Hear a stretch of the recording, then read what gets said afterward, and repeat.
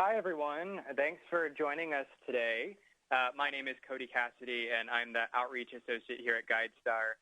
We are excited to have you all join us today to learn from our panel of experts on engaging and informing your board with performance dashboards. This is certainly an interesting and important topic, so I hope today will help get you moving in the right direction. But before we begin, I want to go over a few housekeeping items. First, as mentioned, we are recording today's event, so rest easy if you missed a point or didn't have a chance to write down a note. You'll receive an email within 48 hours with links to the slides and a recording from today's event to go back to as you'd like.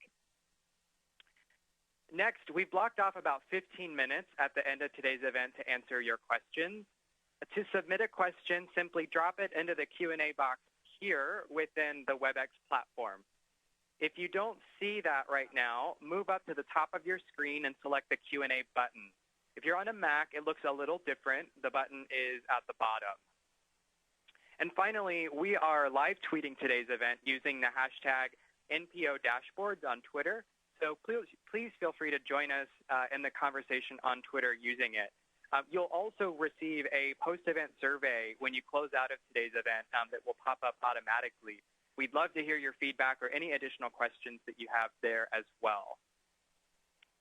And with that, I am happy to introduce our speakers today, Amish Mehta and Peter Manzetti of Friedman LLP, a leading accounting and advisory firm that has been serving nonprofit organizations and foundations of all types and sizes for more than 9 decades.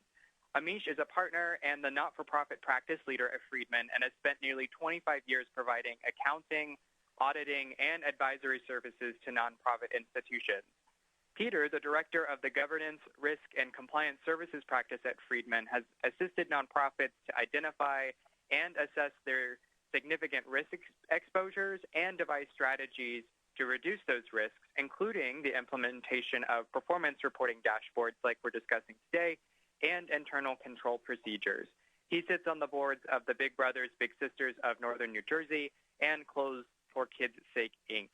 Combined, we have an extraordinary wealth of knowledge at hand today. So without any further ado, let's get started. Amish and Peter, take it away. Thank you, Cody. Hello, everyone. Thank you for taking the time out of your busy day to join us today. As Cody mentioned, my name is Amish Mehta. I'm a partner and the not-for-profit practice leader at Friedman LLP. We're an accounting firm that provides accounting, audit, tax, and advisory services to clients in a multitude number of industries, and the not-for-profit being a niche industry and where I spend 100% of my time serving clients. As I mentioned, we have a terrific turnout today and a lot of information to cover. So let's start off with the objectives. Peter and I want to set the ground stage for the objectives for the webinar today.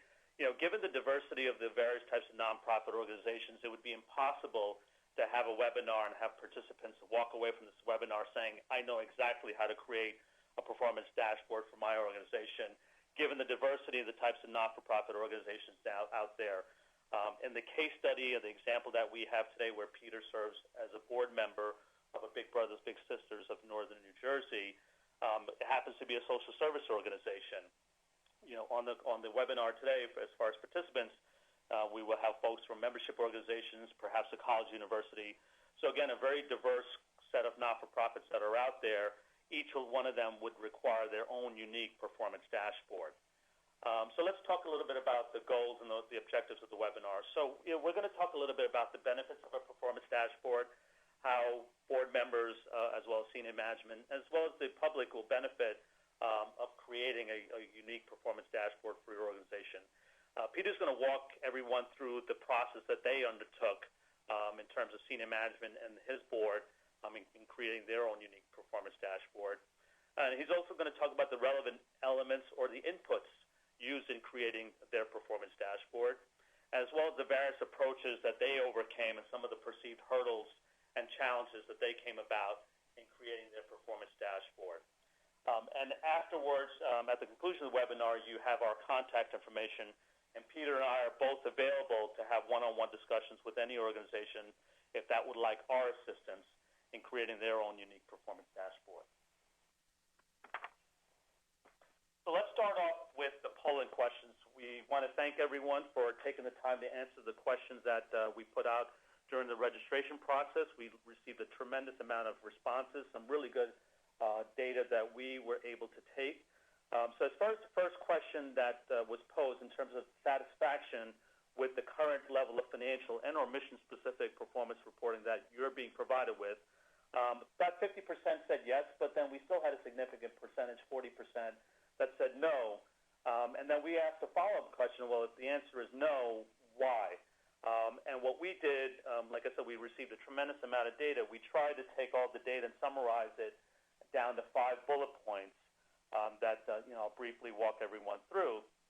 The first one that came out seemed to be the most recurring was time. And certainly everyone is busy. We all have various schedules, and certainly board members have lives outside of serving as board members of the particular not-for-profit organization. So certainly time is going to be an element in any exercise that you undertake, but we believe that once you understand the benefits of the performance dashboard, you'll see that the initial investment in time is going to be more than pay for itself in the long term.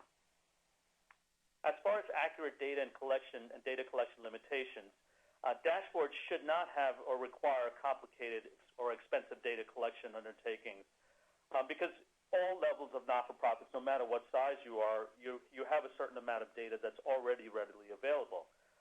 You have to ask yourself, what is the current reporting that you're providing to your donors? And then thereby you already have a baseline set of information that's already available to you that you can start and use as a starting point in terms of creating your performance dashboard. As far as appropriate systems, again, probably a misnomer out there that when you hear the term performance dashboard, people may think that it's a very voluminous exercise, a very large undertaking that would require complex systems. And as you'll see from the example that Peter will walk you through, the Big Brothers and Big Sisters of Northern New Jersey is a $1.3 million organization, so not a very large not-for-profit organization. And the dashboards that Peter will walk you through, they were able to create those dashboards just using QuickBooks and Excel spreadsheets to house the data. So again, not a very complicated exercise from a technology standpoint. As far as resources and expertise, all not-for-profits have board members with various skills and expertise that they bring to the table, and we encourage everyone to dip into that skill set that you have access to. Peter's organization is a little unique in that they have the benefit of having 20-plus board members on their organization for an organization that size. But I would imagine that most not-for-profits, or at least all, should have at least a minimum of 3 to 5 board members, preferably 8 to 10, that you can utilize their skill set and expertise. One thing you may want to think about doing is also maybe putting together an advisory counselor, which I know that other organizations do. So if you have individuals that don't have the time and dedication, the commitment, or able to make the commitment to serve as full-time board members, there may be folks out there that can provide specific skills to your exercise of putting together a performance dashboard. And the last bullet point, as far as board involvement engagement, management needs to spend the time getting board buy-in and making them a part of the process. It has to be a cohesive and joint exercise between senior management and the board. Give the board homework. Tell them, what you want them to do. What do they want to know about the organization? Management needs to take the initiative and drive this process. One point that came back from the data that we collected, which I thought was really to the point, was someone mentioned connecting the reporting to the mission, and in parentheses put storytelling. And that's really what we're trying to accomplish with any set of financial reporting, whether it be through various reports, P&L, balance sheet, and so forth, or through a performance dashboard. We are telling a story. And what is the story that you want to tell about your organization? And I always say this when we talk about the Form 990, because at the end of the day, the Form 990 is a public document. Anyone from anywhere in the world can access your Form 990. So you want to paint the best picture possible. You want to put your best foot forward. So I always, counsel my not-for-profits that you really want to spend the time and effort in the 990 and making sure that you pull together cohesive 990 so that you can use it as a fundraising document, that you can use it to tell a story.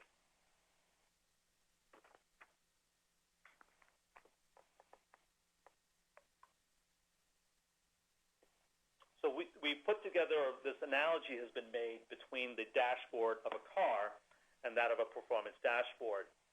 So when when you look at the dashboard of your car, you're looking for a quick overview snapshot when you have various indicators. You have a speed indicator that tells you, are you adhering to the posted speed limit and complying with the law? You have a fuel gauge that tells you whether you have enough fuel to get to the destination that you're trying to get to.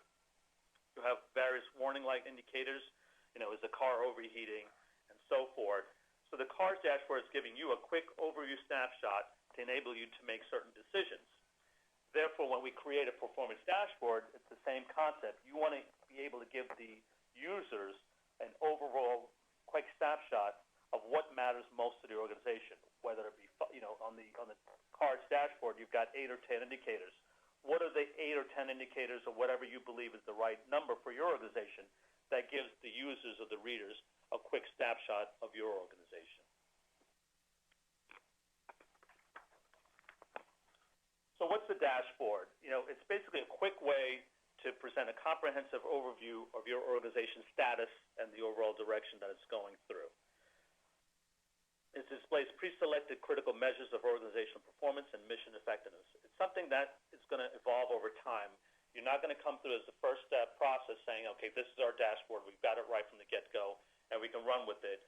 You have a number of indicators that you come up with as a starting point, but you're going to tweak it over time. It's not going to be a static document. There are going to be a number of reports that present key indicators in consistent formats where board members can easily spot changes in trends and measurements. It's going to provide a learning opportunity for both board and the staff, what's working well, what's went wrong, how can the organization improve and further fulfill its mission. These reports are going to display the equivalent of warning lights that only flare up when there's an impending problem or when certain variables stray outside the predetermined limits. It's going to be a mechanism by which board members can quickly access critical outcome and performance information as nonprofit governance, as we've all seen, continue to receive great scrutiny by the media, regulatory agencies, and the public at large. So why create a dashboard? Governing boards, and many of you may hear it from your board members, they don't want volumes of information. They want more meaning. They have a certain amount of time that they can dedicate to serving your organization. They want to be able to come to quick conclusions as to what's happening in the organization. So you want to make sure that the dashboard report is a practical tool for conveying such information. Helps leaders focus attention on what matters the most. As I mentioned again, board members' time is limited, and they need concise information to be able to help you make decisions. This allows nonprofit leaders to improve and fulfill the mission of the organizations and providing learning opportunities, because that's really what the dashboard is going to be used for. It's a learning opportunity for the organization as well as the board to be able to define key performance indicators and to be able to track, review, and evaluate the data that's generated. And at the end of the day, you have various watchdog groups out there, regulatory watchdog groups, whether it be the Business Bureau, Charity Navigator, GuideStar, the general public. The Charity Navigator has a numerical rating of 1 to 5. GuideStar has their platinum, gold, silver, and bronze seals. So again, creating this unique dashboard and providing a mechanism where you can enhance the various reporting that you do for your organization. And with that, let me turn it over to Pete, where he's going to walk the participants through the examples of the case studies of where he serves on the board of a Big Brothers Big Sisters of Northern New Jersey. Well, good morning or good afternoon, everyone. I know we have people spanning multiple time zones, so whatever it is, good, fill in the blank, morning or afternoon. I'm really happy to have this opportunity to speak with you all and spend a few minutes discussing a little bit about the process that we went through at Big Brothers Big Sisters Northern New Jersey, and really share with you some of the lessons learned, and at a high level, the process that we undertook. And really to encourage, for those of you who might be dipping your toes into the waters, to really take the next step and jump in, because we found it to be, both at the management and the board level, a very, very, very valuable exercise and process, because it's still ongoing. Because whatever I'm going to speak to today, it's just really the first step or the first phase in an ongoing process that we as board and senior management at Big Brothers Big Sisters have decided to undertake. But before I get started, let me just give you a little bit of a background and overview of our organization. I do it for two reasons. One, because I'm going to give you some examples as food for thought of what we did and how we did it. So I think it's good to put it in context of the nature and size of our organization. And I think probably an even better reason is that Misha alluded to earlier, we're a relatively small organization. We're not very big. We don't have a lot of resources. And I think we were able to really put together a first cut of a really good dashboard. And as I'll explain as we go along, we have a sense of the roadmap of where we would like to go going forward. So as Amish mentioned, we have an operating budget of $1.3 million. We service approximately 1,400 at-risk children, and our mission and our program is to improve the lives of those children through mentoring services. We have 14 full-time staff, and from what I gather, proportionately a relatively large board membership. We have 27 plus, I think, at this stage, board members, of which I'm one, and I also have the advantage of being a volunteer mentor. So I get to see the organization from two unique perspectives, both as a board member, providing oversight and guidance with my colleagues, but also as a volunteer and really working at the grassroots level within the organization.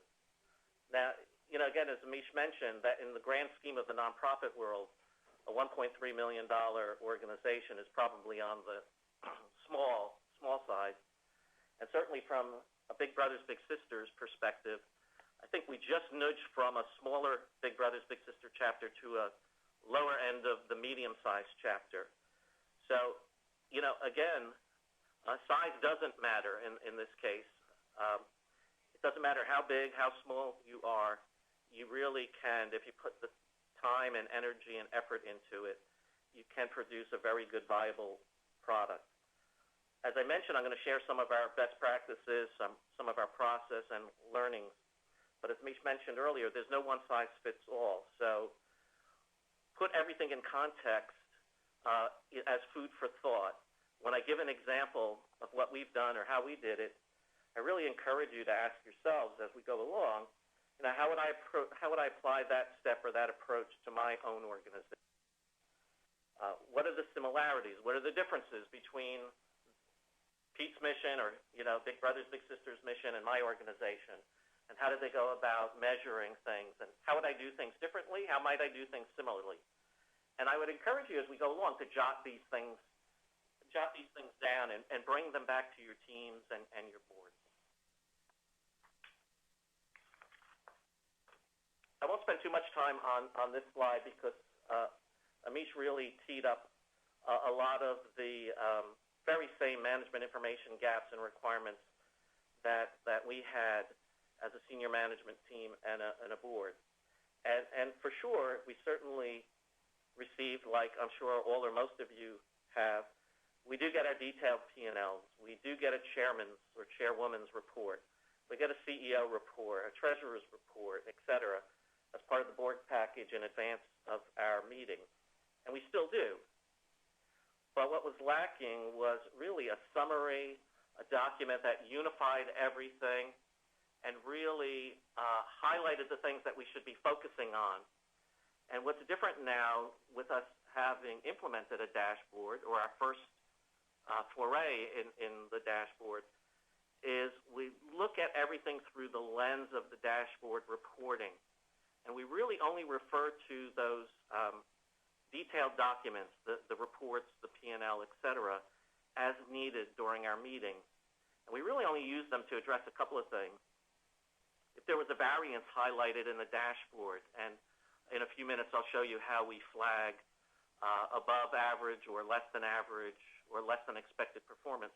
But if a variance has been highlighted in the dashboard, we may go back to, say, the P&L, because the answer might be in the detailed P&L, but we will only go back to that detailed report only in the context of discussing an anomaly or a variance. Perhaps a specific question has been raised by a board member, as part of his or her review of the package in advance of the meeting, then we'll go back and look at some of the details that were provided. But otherwise, we base our routine business on just our review of the dashboard. And what that does, it really allows us to focus our time and attention together. Because again, how often does the board meet and how often or how long does it meet when it does? It really allows us to spend our time together on more strategic initiatives. So for example, in the last year, our organization has grappled with a merger between two sister organizations within New Jersey, and one merged in with us to form a larger organization. We've also spent a lot of time and energy and effort really looking at our revenue streams and our fund development strategies and activities going forward. And I really believe that having the dashboard to get us through some of our more routine business has really allowed us and freed the time up for us to have these more strategic discussions. Let's look a little bit at the lessons learned. Keep it simple and visual.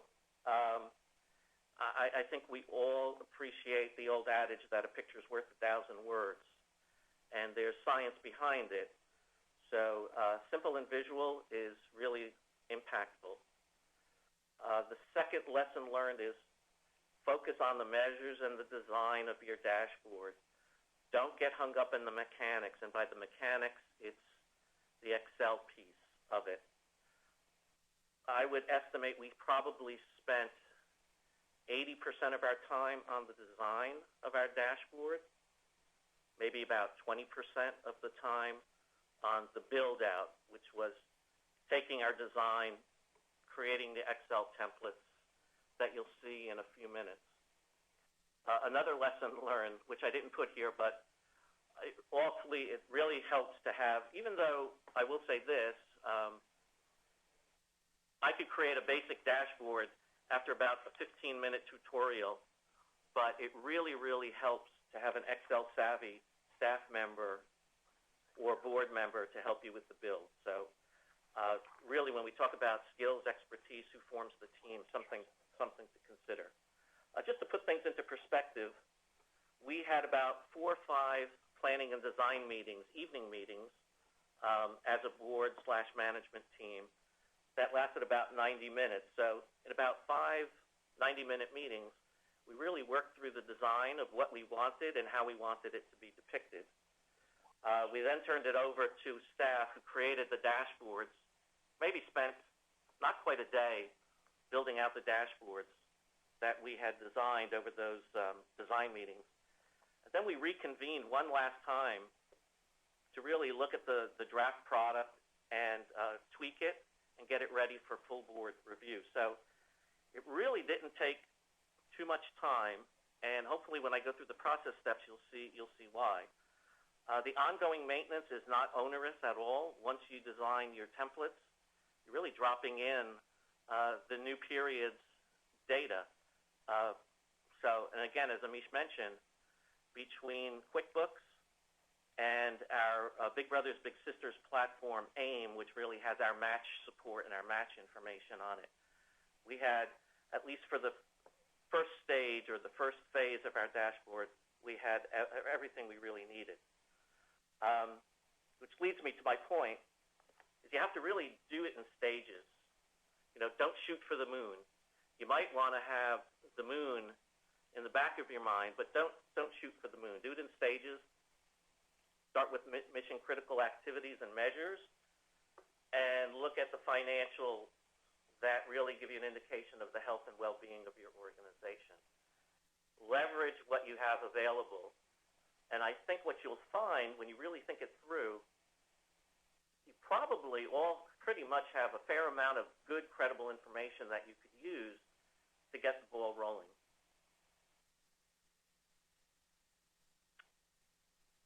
Now, there's a lot of discussion out there these days about outcomes-oriented reporting. That's where our stakeholders, our donors want to see. And certainly that's a consideration, that's important.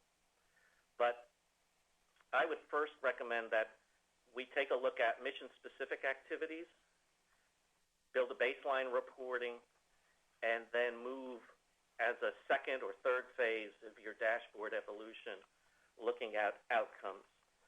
We almost we came very near making a critical mistake in our deliberations. Our first meeting, a number of us started jumping on, let's start measuring outcomes. Let's look towards outcomes, in addition to financial information and other important information. And luckily, we have a very good management team. We have a good relationship with our management team, and they reined some of us in, myself included, to say, well, let's put on the brakes. That might be a little bit of a bridge too far right now, and the effort may die on the vine. So let's do it in phases. Let's look at what's practical and doable in the short term and aspire for some longer-term reporting objectives. Keep the team as small as practical. Make sure you get the right mix and match, and we'll talk about that in a few minutes. But keep it as small as practical. Again, a lot of old adages apply. Too many cooks spoil the pot. But you have to have the right cooks involved, and we'll talk a little bit about that. And you'll see at the bottom of this slide, I put a couple of quotes. And really the one thing I want to leave with you as the impression is that a dashboard is not a project, it's a process. And it's an ongoing and evolutionary process. So please don't look at it as a one-and-done project.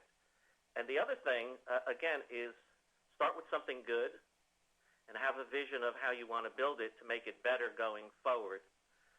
Because, again, the worst enemy of a good plan or a good product is the dream and inaction around waiting for the perfect plan to emerge. I'm going to spend a little time on our six-step process. And, again, as we go through each one of these steps, I ask you again, really emphasize, think through how you might apply this process. Where are the similarities, where are the dissimilarities between what we've done, how we've done it, and how you might go about doing it. And again, I encourage you to jot them down as I go along. And in thinking and in preparing, after making the slides and preparing for today, it dawned on me there's really step zero to this process, which Amish alluded to earlier. It's really have to get the buy-in of your board on the need for the performance dashboard. So if the board doesn't buy into it for whatever reason, it's really not going to be a very successful venture. So really make sure you as senior managers of the nonprofits, you gauge the readiness of your board for the dashboard, and maybe spend some time interviewing them and discussing with them, just like we did at a super high level with those polling questions about their level of satisfaction, their wants, and their needs. But again, step zero is get that buy-in from the board to embark on this process or this effort. Okay, we'll take the steps one at a time, and again, think through how you might want to apply them into your own world or environment or situation. Again, I would keep the team as small as practical, maybe 6 to 8 max. And you really have to look at the roles, the skills, and experience and get the right mix and match. So again, board participation is key. We have the benefit and the good fortune that our board is very participatory, and we were equal partners in this process. But at a minimum, interview them, discuss with them to get a sense of their wants and their needs. Of course, you need the senior staff of the agency reflecting all of the process and data owners. And really, our organization, albeit small, has all the fundamental process owners or functions that you all have. You know, we have an executive function, our CEO. We have a program vice president. We have a development and operations vice president, and we have a finance director. So you want to get all that functional expertise involved because they know where the data is, they know what can be reported in the shorter term versus the longer term, and they provide all those viable and valuable perspectives. you want people with different skill sets and outlooks, strategic versus tactical thinking, people who are good with content versus people who are also good at the look and feel in the presentation. And when you mix all that together, you can come up with a very, very good product. Again, look for someone, make sure someone is Excel savvy person on the team, or at least available to the team, because it would really facilitate the building of the dashboard. And you'll see above how we organized ourselves. We had 8, which was pretty much pressing the max in my mind of the size. We had 4 members, board members. All or most of us had some performance management, reporting, and strategic and business planning expertise. We had our CEO, our 2 VPs, and our director of finance. So we felt we had the right mix and match of skill sets and experiences and roles. The next step is really defining what's important, what's most important to measure.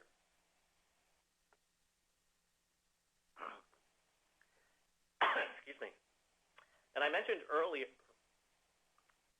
look at the dashboard and the stages. Spend some of your your initial time looking more at your internally focused mission critical activities before you start tackling some of the more externally focused or outcomes oriented reporting. Look at your mission statement, break it down, analyze it. You'll see on this slide that I put in italics our mission statement, providing children facing adversity with strong, enduring, and professionally supported one-to-one relationships that change their lives for the better. And when we looked at our mission statement, we broke it out into we chunked it out into 2 specific piece parts. The one in blue we thought was more mission-specific, more tactical, action-oriented, things that we could grapple with and address in the shorter term. What I have in the orange that changes their lives for the better was more of the outcome-oriented reporting. And for our first iteration of the dashboard, we believed that, well, we didn't have to believe, we knew that it was a bridge too far to try to tackle right now, and that we would begin with a good, solid, mission-specific, activity-based typed dashboard, and then aspire to down the road to look at the outcomes. But look at the elements that are or can be measured internally versus externally. What's tactical versus aspirational? So again, when you're looking at your mission statement, give consideration to these kinds of questions or considerations. What's activity-based versus outcome-based? What could be reported on today versus possibly reported on in the future? And really, what are your shorter versus longer-term perspectives? Whether you're a social services type organization, a membership-based organization, an educational institution. So, again, we took a look at our mission statement, and we even bifurcated it. The current mission-specific type activities I'll be talking about more specifically in our steps 3 and 4. Some of the more future-oriented, potential outcomes-oriented reporting that we aspire to report on are, again, since we're mentoring children, looking at academic performance, grades, graduation rates, and avoidance of risky behaviors. So truancy, substance use, juvenile delinquency. And again, as you look at your mission statement, try to look at what's doable in the short term versus what might be more aspirational to be tackled in the longer term, and think through some of these questions and considerations that we've just gone over. Now, step 3, and I won't go through the laundry list here. This is what we identified to report on in the shorter term. These are things that we thought were important, that if we reported and we were getting positive results and traction, we must be on the right track to hopefully achieve the outcomes even though we can't, in the short term, measure those outcomes. So the number of children that we're serving. We have a budget. We have a plan. How are we tracking against that? How many children? One of the things our board is very, very conscious of is how many children are on our wait list, because we do have a wait list, and how long are the children waiting on the wait list? What's the cost per child served? What's the cost to raise $1? These are important things to us. Certainly, item 5, every organization is looking at income and expenses against plan and how we're allocating our revenue streams and our expenses. So, what about your organization? What's important and achievable in the shorter term? These are the things that we felt were doable and achievable in the shorter term vis-a-vis our mission. But maybe if you're a membership organization, you look at the number of members enrolled versus plan. What's the retention of your membership? What are the number of programs you're running? What's the cost per member? What's the cost per program? What kind of customer satisfaction and feedback are you getting from your programs and member support? Are you expanding membership into the different demographics or user communities that you want? Think about it if you're an educational institution. Maybe things you'd consider are graduation rates, employment rates of our graduates. How many research projects are coming our way? What are the caliber and credentials of our faculty and our research fellows? Are they targeted to be speaking? Are they generating a lot of articles? Are they being asked to participate and be on panel discussions? Think through those things that you could certainly measure in the shorter term. And I would tend to think you would have access to all or most of this information. It might take a little elbow grease, but I think that pretty much what we've laid out for ourselves and some of the other examples I've given, one would reasonably expect should be available. Our fourth step is, okay, we know what we want to report on, but how best to present the data, because again, it has to be visually impactful. So there's a couple, 4 or 5 basic presentation styles. You could have the plain old table that we're used to seeing, rows and columns. They have their purpose for sure. Bar charts, they're good for showing period over period statistics. Same thing with line graphs. Pie charts are very good at presenting allocations or distributions by a transaction type, et cetera. Sometimes you could also layer what we call RAG, red, amber, green coloration into the statistics, into the tables that show are we doing better than expected, as expected, less than expected, worse than expected. And again, for us, we focus on our dashboard and only drill down into the details, certainly during our board meetings, only when we see anomalies. So, again, you think about it, what do you want to present and what's the best way to present? Graphs, charts, pie charts, RAG, red, amber, green flags, et cetera. We use all of the above in our reporting. And in the next couple of slides, I'll show you some of the things we report, not necessarily all of them. And every single one of them is created in Excel. So to Amisha's earlier point, there isn't this esoteric, expensive system that's generating these reports. We have our financial system. We have our system that keeps track of our matches and our match support activities. And we have Excel. And everything you're about to see in the next slides are a product of those. We were also blessed with a very Excel-savvy staff person and board members, so that certainly helps as well. And so here's some examples of our reporting. We use bar charts to look at our active matches, the number of children on the waiting list, how long they've been waiting on the waiting list. Some of the coloration and bifurcation you'll see as we track boys versus girls. Another one you'll see there is we're tracking how many children we're serving against plan. Down at the bottom is that red, amber, green chart that we look at some of our compliance activities. We look at the timeliness and completeness of our match support activities. So again, I throw these up as examples to show you how we're using any and all types of reporting. But again, I implore you, and we'll say this several more times before we're through, think through how these types of reports, what kinds of measures really fit your organization best. The next one just shows how we're tracking revenue and expenses. Look at our revenue streams. Because we have several revenue streams and we have budgets for each, we also look at our total expenses, but also some of our expense drivers, payroll, and fund development activities being the bigger drivers of payroll.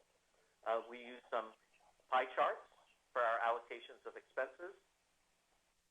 We also measure our days cash available.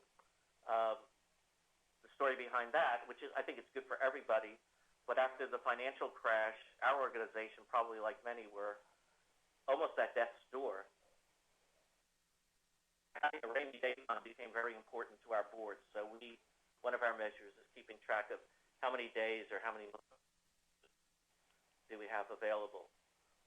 We also do some very limited benchmarking, really only around two things right now: the cost to raise a dollar and our expense allocations. But in the future, I think we're going to be looking to do a little bit more in this area, do a little bit more benchmarking. So think about who are your peers. Not only what do you want to measure, what do you want to report on, how do you want it to look, but if you're thinking about benchmarking, who are your peers, and what are the attributes, what are the things you'd like to benchmark yourself against your peers? I just want to jump in here real quick, and I think that's a very key point with the benchmarking, because you don't want to look at your organization in a vacuum. So once you go through that initial exercise of coming up with the data points that you want to present, I would imagine that within your next cycle that you present such data, you want to start pulling similar data. And as I alluded to earlier, the 990 is probably the best source of that data. You might be able to get your hands on the organization's financial statements, but at least the 990. Because 990 does give opportunity to talk about programmatic results. So you may want to pull 990s of what organizations you consider to be your peer organizations and start plotting that data at least after the first cycle. That's excellent point. Really winding down, step 5, again, since we had a team, the team did a readout to the full board, got the full board's input and the approval of the board to move forward. And I think I failed to mention, I should have mentioned earlier on, we really only, it's just about a year ago we implemented the dashboard. So this is really, this quarter will be the 4th full quarter that we've used the dashboard, ending Q1 of 2016. So again, this is really our first cut, and really we see room for growth, and we have our eye on the prize, which is perhaps doing some outcome reporting in the not-too-distant future. Step 6 is, again, it's a process, not a project, so you really have to periodically refresh, renew. Your organization needs are always changing. Your stakeholder expectations and requirements are probably likely to change over time. Certainly rules and regs change over time. So you really need to review, refresh, revisit your dashboard. We have, as a standing practice, we're going to look at it, well, at a minimum every 2 years. And again, I mentioned earlier that and on our agenda is for either later this year or early next year, 2017, we're going to come back and revisit our readiness to initiate what we consider phase 2 of our dashboard, which is outcomes-oriented reporting. So we're really going to see and test the waters, see if we're ready to undertake that. But again, at a minimum, we're going to revisit our dashboard every 2 years as a matter of routine. So in closing, and I know we're just getting up on time for the Q&A, but just in closing, we hope that we've left, between Amish and I, left you all with some food for thought as to how a dashboard might be applicable to your organization. Hopefully we've demystified some of the perceived stumbling blocks that you may think are out there, time, resources, systems, and we really encourage you to consider developing, from scratch or from new, your dashboard, or perhaps even revisit if you have a dashboard that you're happy with. Maybe go back and revisit it with some of these, perhaps some of the thoughts that and some of the things you might have jotted down as we've gone along today. And again, lastly, before turning it back over to Cody for the Q&A segment, remind you that Amish and I are available to assist and support you and answer any questions that you have going forward. So with that, I'll send it back to you, Cody. Great. Thanks, everyone who have submitted questions thus far. Keep them coming. Again, that's in the Q&A box on the lower right-hand corner of your screen. We'll try to get to as many questions as we can, and we'll try to follow up with some more resources for those that we can't. Just as a reminder, you will get a copy of the slides and a recording from today's presentation to go back to. So I hope that answers quite a few of the questions that are coming in. So look for that within 48 hours. In terms of questions about the content, we have a couple of questions coming from organizations that are really new or pretty small. And so there's a question, we're a new nonprofit and we want to make sure we're getting this right from day one. What things should we really focus on in terms of data collection and reporting to get this right from the start?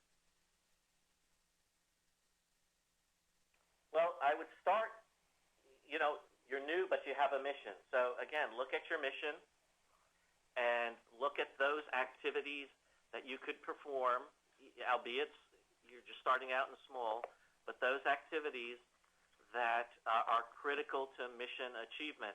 And again, by the way of example for us is we're there to mentor kids. So we want to maximize the number of children that we could service with the available resources. If children are on the waiting list, we want to keep that waiting list down to the smallest possible number. We want to reduce the amount of time they're waiting on the waiting list to the smallest practical number. So you have a mission. And again, take it in steps, take it in chunks.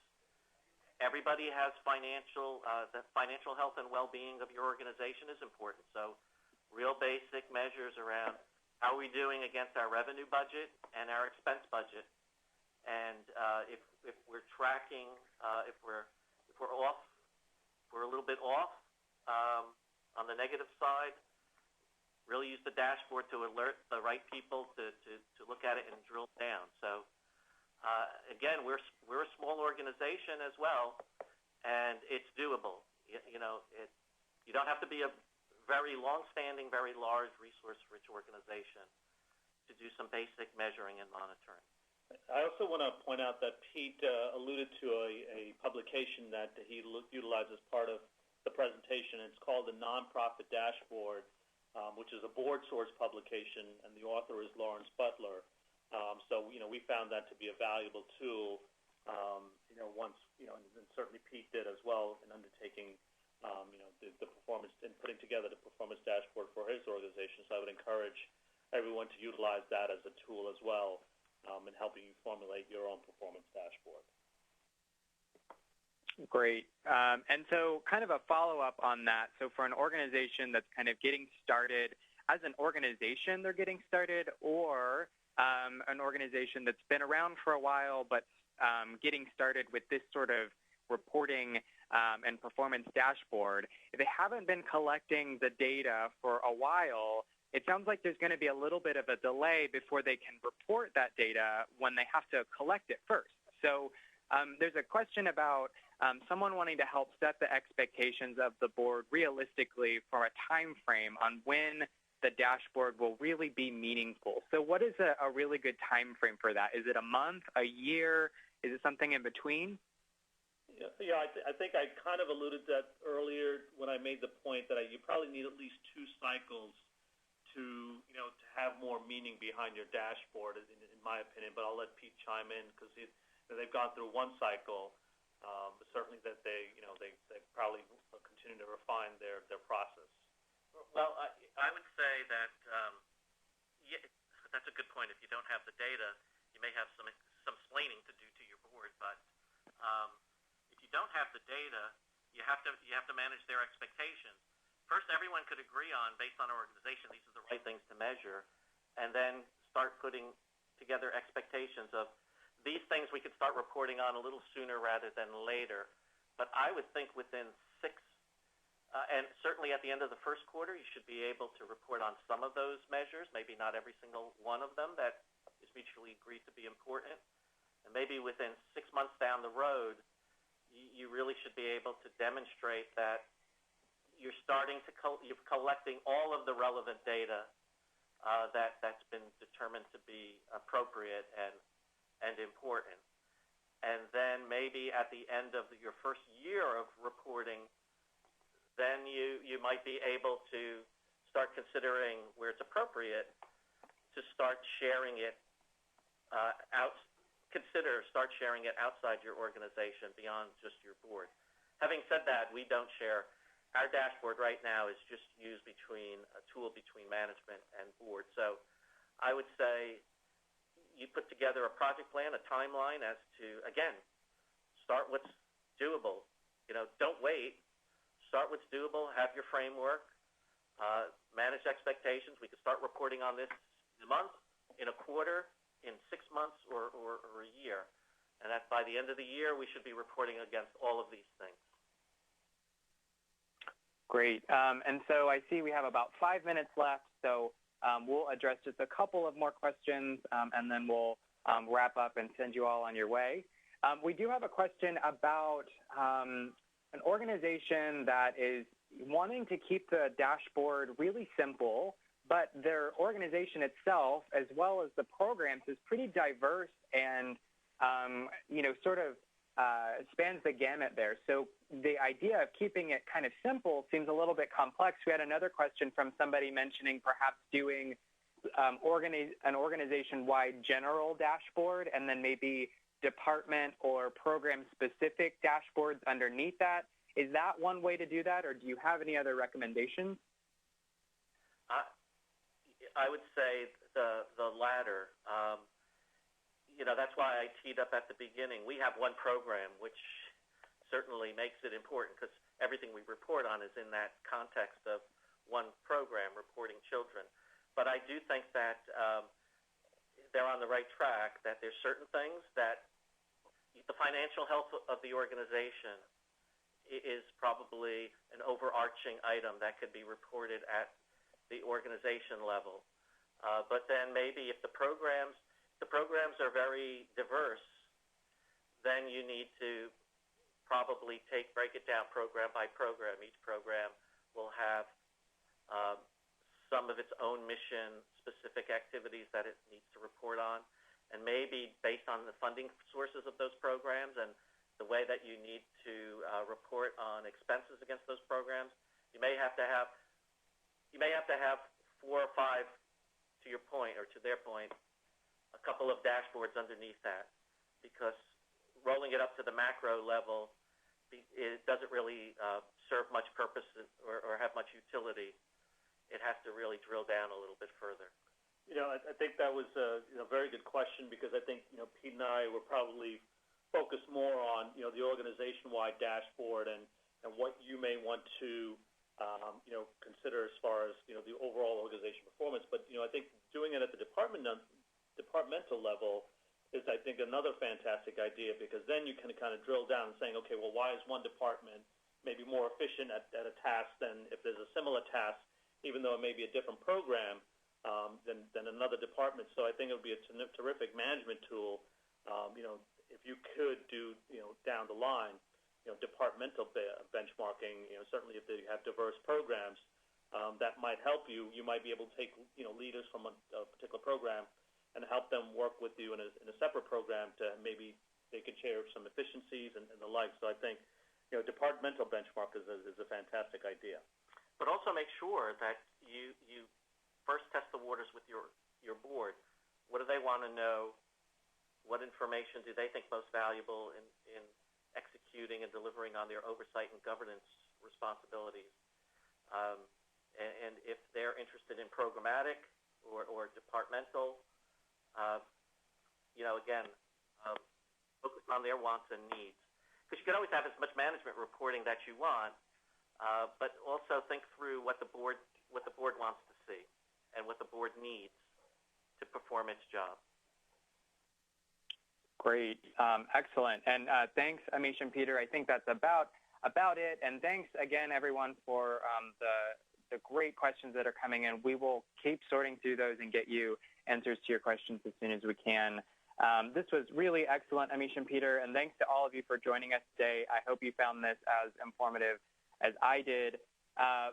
Before we end, though, I do want to make a note of another tool you have available to you as a nonprofit. In addition to these fantastic resources Amish and Peter just mentioned, just like a performance dashboard can help provide context to your board, at GuideStar, we work to help provide an additional tool for you to provide context to the public at large as well. As you may already know, GuideStar lists information on all 501c3 organizations on our site through the GuideStar nonprofit profiles. We use participation levels, bronze, silver, gold, and soon platinum to help you indicate your commitment to transparency. If you haven't already, head to www.guidestar.org/update to claim and update your organization's profile. My contact information is right there on the screen. If you need any help doing so, I'm more than happy to help you do that. And as Amish and Peter both mentioned, here is their contact information as well. They are more than happy to help you get started on this. Amish and Peter, any last parting thoughts before we wrap up? Sure. As indicated on the slide there, if you want to receive, what Pete did was put together a quick one-page checklist.